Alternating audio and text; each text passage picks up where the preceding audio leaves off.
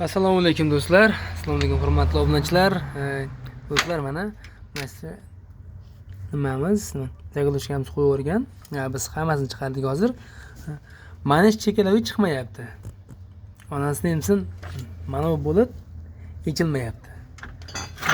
Ammo buni holati yaxshi ekan, yangi turibdi ekan. Endi buni ichkarisini bilmaymiz nima bo'lganini. Do'stlar, sizlarga savol. Mana shu boltlarni qanday qilib yechsa bo'ladi? O'tkitib qolyapti, kulcham tushmayapti.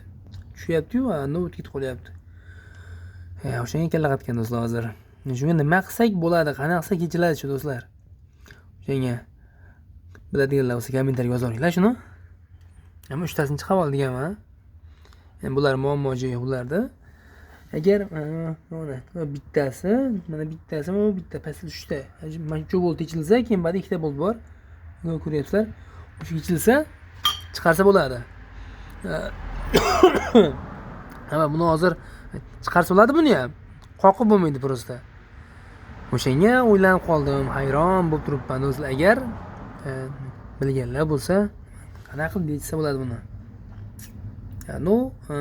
Usta akamiz ham yo'q edi hozir. Shogirdimiz, o'shanga o'zimiz yechgani kallamiz qatib turibdi. Do'stlar, shuni bilganlar bo'lsa kommentariyga shuni yozaveringlar, sirasi hozir